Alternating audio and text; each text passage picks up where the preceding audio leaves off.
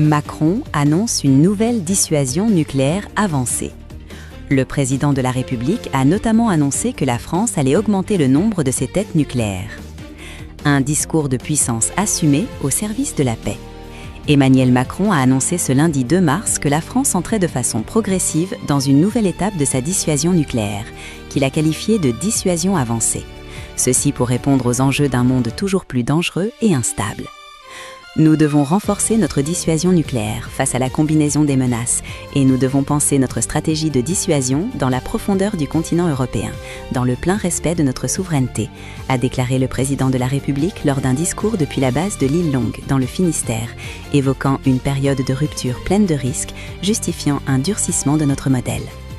Concrètement, le chef de l'État a annoncé que la France allait augmenter le nombre de ses têtes nucléaires, 290 actuellement, précisant par ailleurs qu'elle ne communiquerait plus les chiffres de son arsenal, contrairement à ce qui avait pu être le cas par le passé.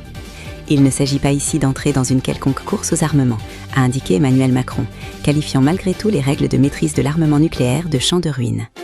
Parmi les autres évolutions majeures de ce discours pour un feu nucléaire modernisé, souverain, puissant, le président de la République a évoqué toute une dimension tournée vers nos partenaires européens. L'un des enjeux les plus attendus de cette nouvelle stratégie, considérée comme la mise à jour la plus importante de ces dernières décennies par les experts. En ce sens, 8 pays européens ont accepté pour l'instant de participer à la dissuasion avancée proposée par le locataire de l'Élysée.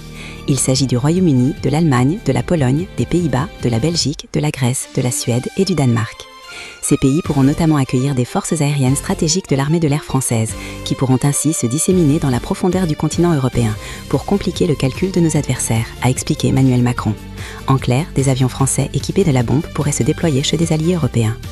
La France et l'Allemagne se sont engagées à prendre des mesures concrètes dès cette année, notamment la participation de l'Allemagne aux exercices nucléaires français, des visites conjointes sur des sites stratégiques et le développement de capacités conventionnelles avec leurs partenaires européens, indiquent notamment les deux dirigeants dans un communiqué commun publié juste après le discours d'Emmanuel Macron.